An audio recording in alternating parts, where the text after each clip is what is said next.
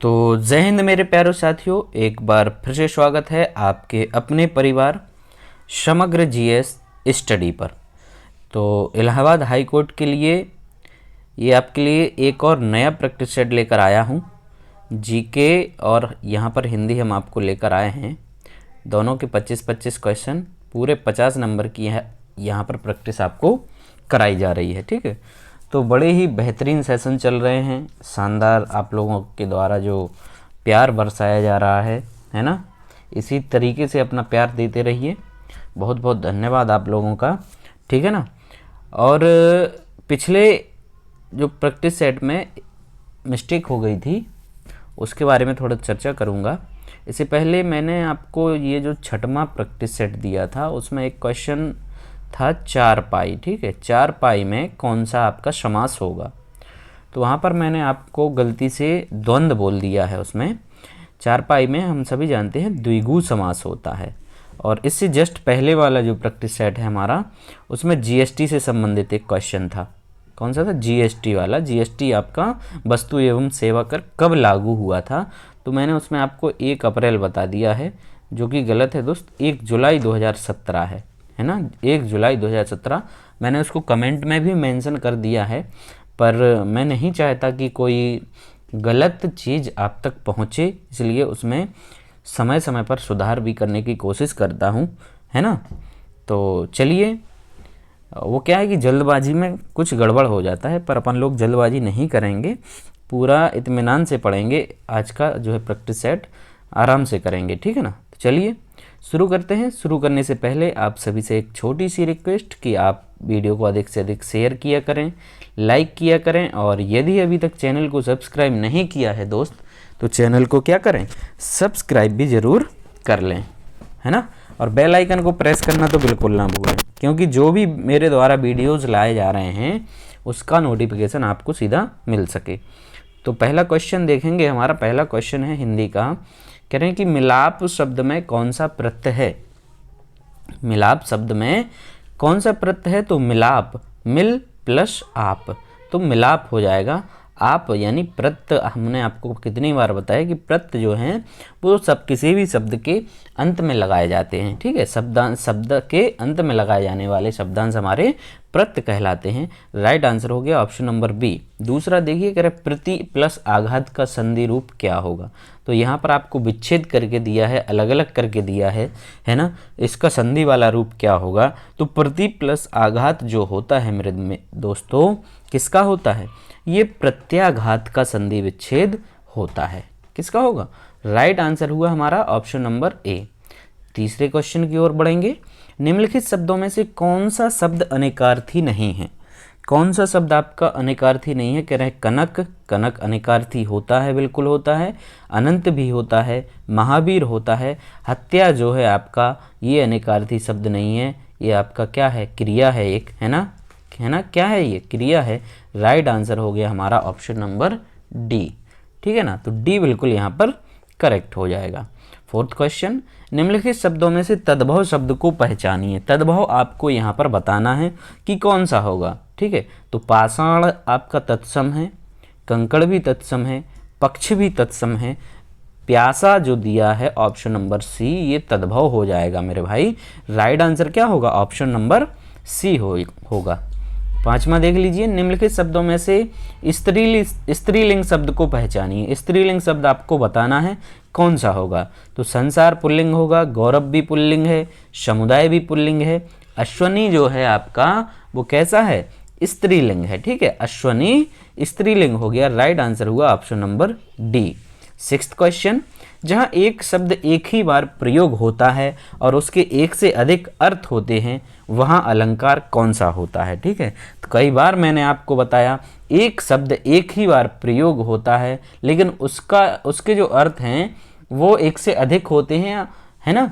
तो ऐसे में आपका होता है कौन सा अलंकार, तो ये जो प्रॉपर्टी है वो आपकी किसकी है, श्लेष अलंकार की है मेरे दोस्त।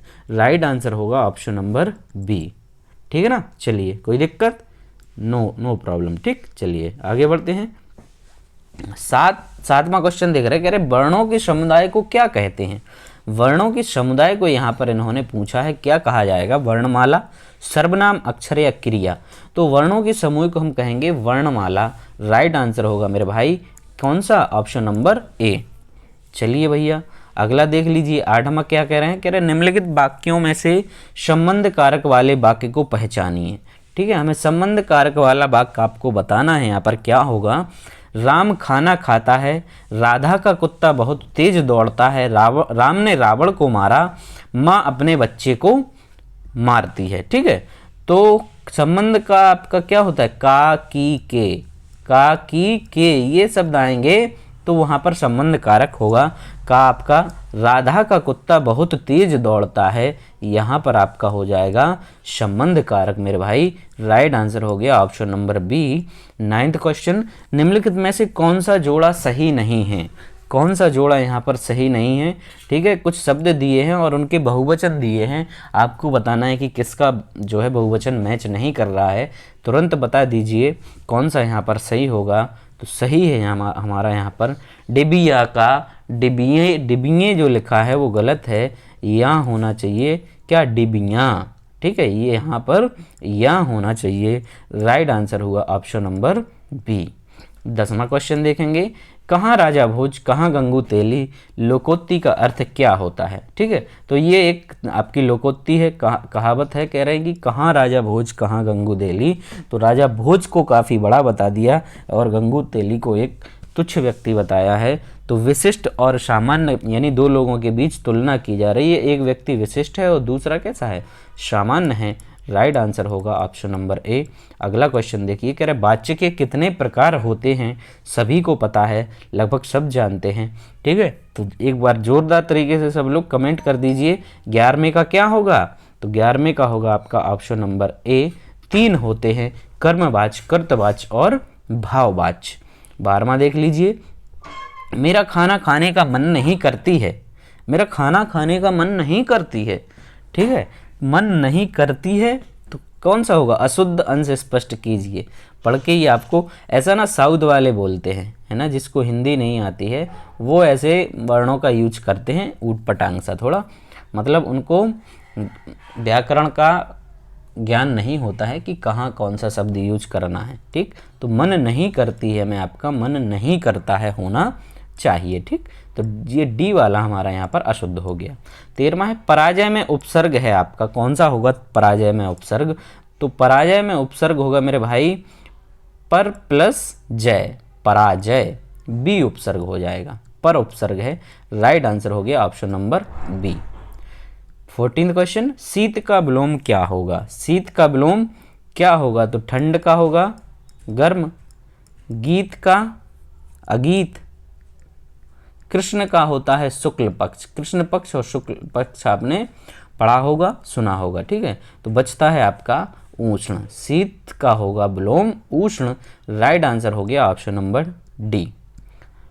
काफ़ी हिट क्वेश्चन, कई जगह आपने इसको देखा होगा। देशभक्ति में कौन सा समास है, तुरंत फटाफट बताइए आप लोग, देशभक्ति में कौन सा समास होगा। 15वें का तो कमेंट करिए कौन सा होना चाहिए सही। तो 15वें में आपका होगा देश के लिए भक्ति, देश के लिए भक्ति के लिए जो है आपका प्रयोग होता है तत्पुरुष समास में। सी हमारा यहाँ पर बिल्कुल करेक्ट हो गया मेरे भाई। 16वां देख लीजिए, पुस्तक पढ़ी जाती है में कौन सा वाच्य है, पुस्तक पढ़ी जाती है मैं कह रहे हैं कि कौन सा वाच्य है, बताइए आप कौन सा वाच्य होगा यहाँ पर। तो पढ़ी जाती है क्या हो रहा है, कर्म हो रहा है, कर्म वाच्य होगा। राइट आंसर हुआ ऑप्शन नंबर बी। 17 देख लीजिए, हिंदी में पूर्ण विराम का चिन्ह कौन सा है, पूर्ण विराम बताइए कौन सा है यहाँ पर।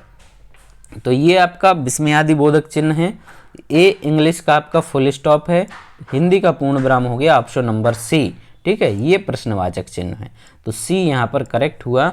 18वां देख लीजिए, कह रहे हैं कि दूध का धुला होना मुहावरे का अर्थ क्या होगा। दूध का धुला होना मुहावरे का अर्थ क्या होगा, निर्दोष होना, दोषी होना, पाप करना या चोरी करना। तो ये हो जाएगा आपका क्या, पहले ही ऑप्शन यहाँ पर बिल्कुल करेक्ट है, दूध का धुला होना मतलब निर्दोष होना। 19वां, रौद्र रस का स्थायी भाव है। ठीक है, रस के स्थायी भाव आपका एक ना एक क्वेश्चन इससे पूछा ही जाना है। बताइए रौद्र रस का स्थायी भाव क्या होता है? तो ये होता है आपका क्रोध। राइट आंसर हो गया ऑप्शन नंबर ए।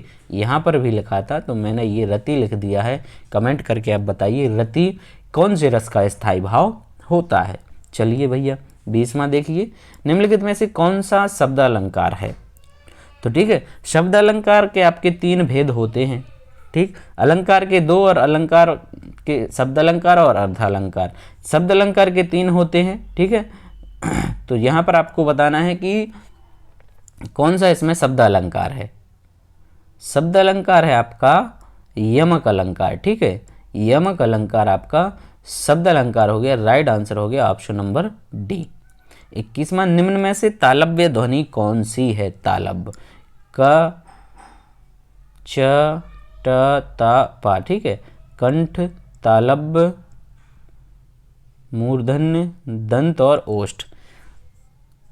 तो का आपका ये नहीं है, टा भी नहीं है, तालब, पा भी नहीं है, बच क्या रहा है? शा बच रहा है। तो राइट आंसर हो गया आपका ऑप्शन नंबर सी। 22, निम्नलिखित में विशेषण बताइए। कह रहे कि लंबाई, बुढ़ापा, समझ और शांत। तो बुढ़ापा तो आपका भाववाचक संज्ञा है। क्या है? भाववाचक संज्ञा है। आपको बताना है विशेषण शांत। तो मैंने कह दिया राजू एक शांत लड़का है।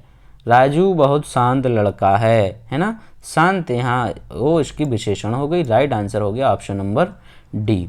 23, निम्नलिखित में तद्भव शब्द है आपका। तद्भव कौन सा होगा? कह रहे हैं कि अचरज, अंधकार, अंगरक्षक और आशा। बताइए भैया इसमें आपका तद्भव शब्द कौन सा होगा? ठीक है, तो अचरज यहाँ पर आपका तद्भव होगा। अचरज का तत्सम होता है आश्चर्य। क्या होता है? आश्चर्य इसका तत्सम होता है। 24वां देख लीजिए, आलपस शब्द में संज्ञा है। हाँ, ये क्वेश्चन बताइए आप लोग, कितने लोग बता सकते हैं? मेरे आंसर बताने से पहले मैं आपको 10 सेकंड का समय दे रहा हूँ। आलपस शब्द में संज्ञा बता दीजिए आप। ठीक है, आलपस ये एक क्या है? पर्वत का नाम है ना। आलपस जो है एक पर्वत की ये क्या है? श्रेणी है। मैं आपको हिंट दे रहा हूँ, तो आप बताइए कि इसमें आपका कौन सा क्या बोलेंगे उसको संज्ञा होगी, कौन सी संज्ञा होगी। ठीक है, तो ये आपकी यूरोप में सबसे लंबी एक पर्वत श्रृंखला है, तो ये जातिवाचक संज्ञा हो जाएगा मेरे दोस्त। ठीक है, पर्वत श्रृंखला है और इसकी जो सबसे ऊंची चोटी है वो आपकी फ्रांस में है। कहाँ पर है? फ्रांस में है, जिसका नाम है माउंट ब्लैंक। ये आपका जीके का क्वेश्चन हो गया।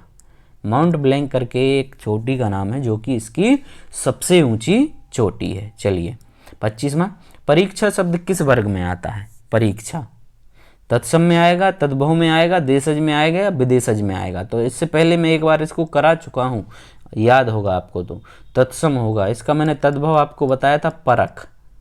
परीक्षा का तद्भव होता है आपका परख होता है। चलिए, तो ये रहा आपका हिंदी यहाँ पर समाप्त हो रही है। अब हम यहाँ पर देख रहे हैं जीके का पोर्शन।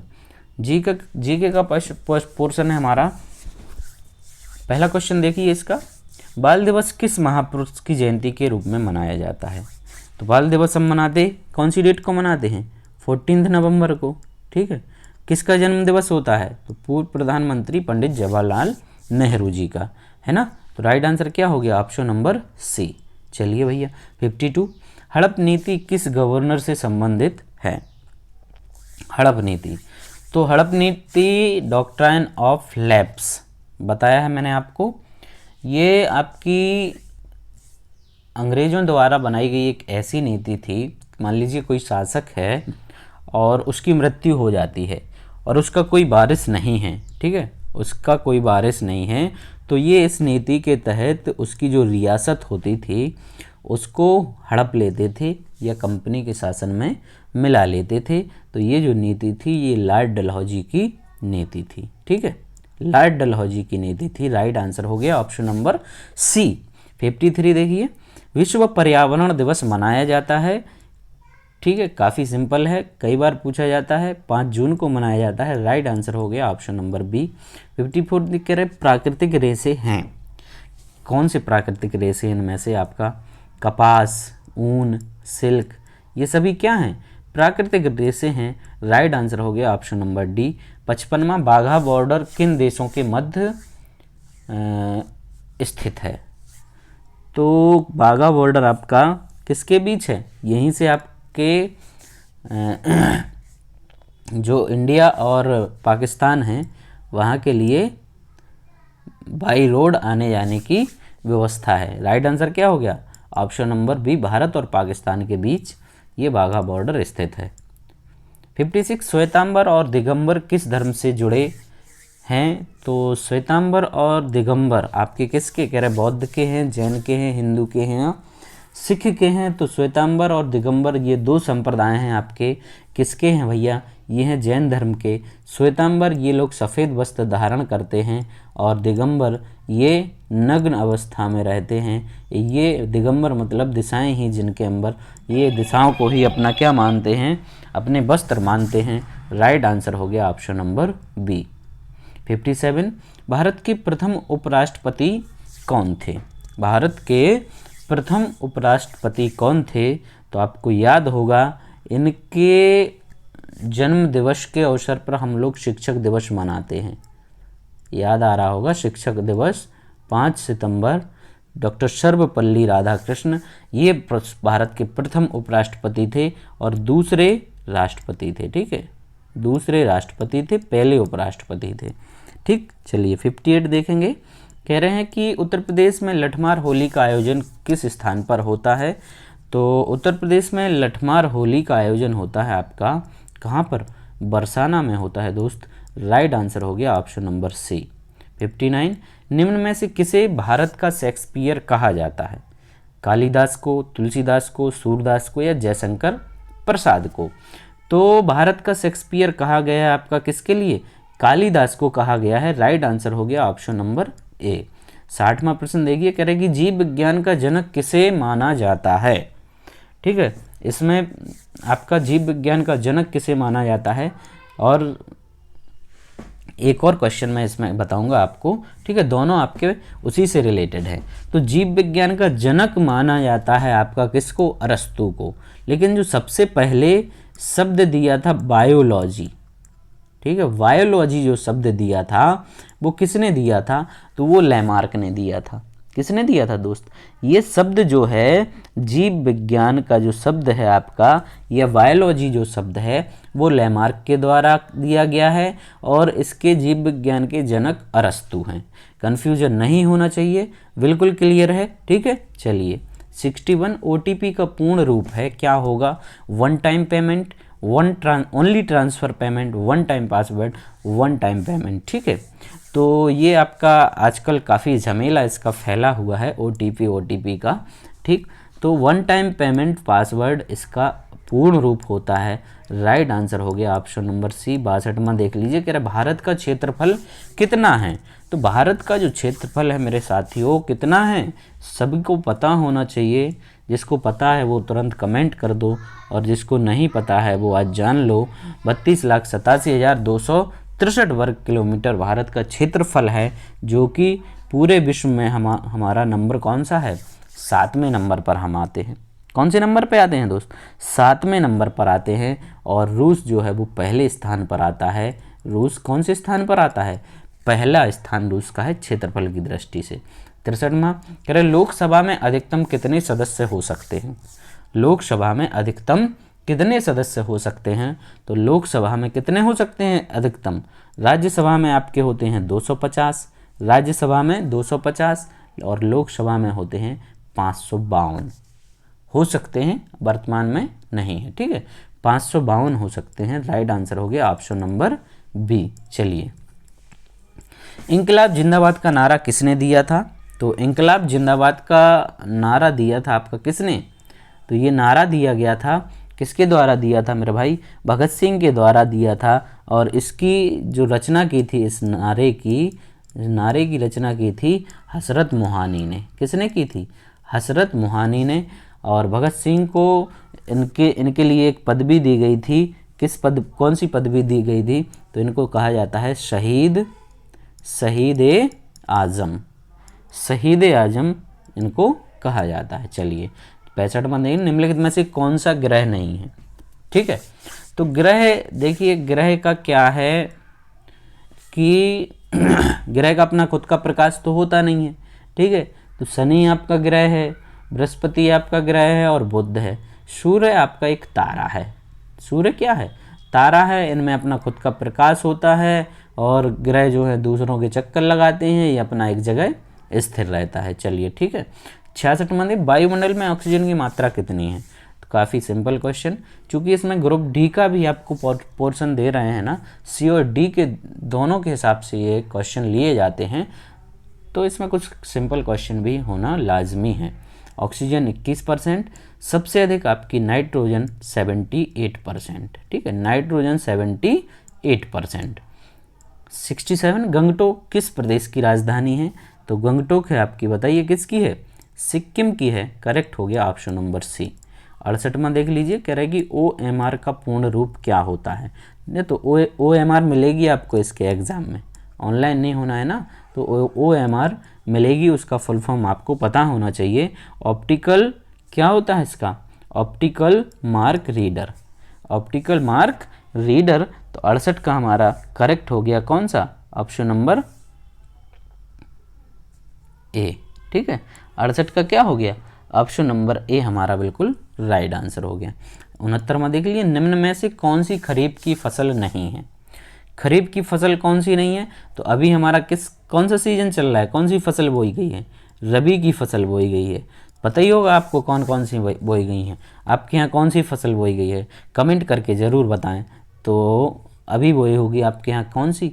चना, मटर, गेहूँ, सरसों, ये सारी किसकी हैं? रबी की हैं दोस्त। बाकी चावल, मक्का, बाजरा ये खरीफ की हैं। तो यहाँ पर हमें बताना है कि कौन सी नहीं है। तो चना नहीं है, बी हमारा बिल्कुल करेक्ट हो गया। 70वां कह रहे भारतीय संविधान के अनुच्छेद 25 से 28 तक किससे संबंधित है ना? तो 25 से 28 जो है आपका दिया गया है धर्म की स्वतंत्रता, ठीक है, कि वे इस देश में रहने वाले व्यक्ति अपना जो भी धर्म मानना चाहते हैं उसकी उनको स्वतंत्रता दी गई है, उसका प्रचार प्रसार कर सकते हैं और जो भी धर्म मानना है वो मान सकता है, पूरी तरीके से स्वतंत्र है। 71वां है, भक्ति आंदोलन का जन्मदाता किसे माना जाता है? भक्ति आंदोलन का जन्मदाता कह रहे कि किसको माना जाता है? तो ये रामानुजाचार्य को माना जाता है। राइट आंसर हो गया ऑप्शन नंबर सी। 72 देख लीजिए, कह रहे विश्व योग दिवस मनाया जाता है, तो कब मनाया जाता है ये बताइए? सबको पता होगा, जाते हैं अपन, अब तो गाँव मनाया जाने लगा ना, ये सरकार की तरफ से भी गाइडलाइन होती है, 21 जून को मनाया जाता है। चलिए 73 देखते हैं, क्षेत्रफल की दृष्टि से भारत का सबसे बड़ा राज्य कौन सा है? क्षेत्रफल की दृष्टि से भारत का सबसे बड़ा राज्य कौन सा है? तो सबसे बड़ा राज्य होता है आपका आर से राजस्थान, ठीक है, आर से राजस्थान। हम यूपी वाले आते हैं कौन से नंबर पर? चौथे नंबर पर। और हमारे जो पड़ोसी हैं ना, जस्ट हमारे बगल वाले, वो मध्य प्रदेश हैं, तो वो हमसे आधे यानी वो दूसरे नंबर पे आते हैं। तो दूसरा हो, पहला राजस्थान हो गया, दूसरा मध्य प्रदेश हो गया और तीसरा क्या होगा दोस्त? तीसरा हमारा महाराष्ट्र हो जाएगा। तो इसमें कन्फ्यूज आपको नहीं होना है। टॉप 3 में आपको या टॉप 3 या टॉप 4 में आपको कन्फ्यूजन की कोई आवश्यकता नहीं है, ठीक है ना। मैंने आपको बिल्कुल अच्छे तरीके से ये चीज़ क्लियर करा दी है। कराई कि नहीं कराई? R M M U, U हमारा उत्तर प्रदेश, हम चौथे पे हैं, राजस्थान आपका पहले नंबर पर बैठा हुआ है। बीच के 2 एम कन्फ्यूज कर रहे थे आपको, तो मैंने कह दिया कि आप अपने में 2 का भाग लगा दीजिए तो आपका पड़ोसी आ जाएगा मध्य प्रदेश, है ना। तीसरा आपका महाराष्ट्र, आपको तुरंत पता चल जाएगा, है ना। तो ये आपके टॉप 4 क्षेत्रफल की दृष्टि से भारत के राज्य हैं। 74 क्वेश्चन देखिए, कोटोपैक्सी ज्वालामुखी किस देश में अवस्थित है? कोटोपैक्सी ज्वालामुखी कौन से देश में अवस्थित है? तो ये आपका है इक्वाडोर में। किस में है साथी? इक्वाडोर में है। राइट आंसर हो गया ऑप्शन नंबर सी। अंतिम क्वेश्चन 75वां क्वेश्चन, ठीक है, थोड़ा ध्यान से देखिए। कह रहा है कि कांग्रेस के प्रथम मुस्लिम अध्यक्ष कौन थे? कांग्रेस के प्रथम मुस्लिम अध्यक्ष कौन थे? बताइए भैया, लास्ट क्वेश्चन है, बौनी तो करते ही जाइए, आप लोगों को बताना चाहिए कि नहीं, एक आध दो बताइए। जाकिर हुसैन, बदरुद्दीन तैयब साहब कह रहे, अबुल कलाम आज़ाद, सर सैयद अहमद खान। तो कांग्रेस के प्रथम जो मुस्लिम अध्यक्ष थे दोस्त, वो थे बदरुद्दीन तैयब जी। राइट आंसर हो गया ऑप्शन नंबर बी। तो आई होप कि आपको वीडियो अच्छा लगा होगा। यदि अच्छा लगा है दोस्त तो लाइक ज़रूर करते चलिए, लाइक करने में क्या जाता है, ठीक है। तो कल फिर मिलते हैं एक और नए प्रैक्टिस सेट के साथ, तब तक के लिए आप अपना ध्यान रखिए। धन्यवाद।